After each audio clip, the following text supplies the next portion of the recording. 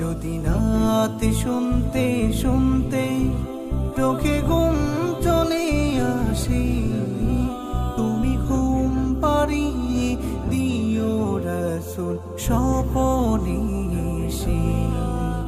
যদি নাতে শুনতে শুনতে চোখে ঘুম চলে আসে, তুমি দেখা দিও রাসূল আমায় শিয়রে এসে।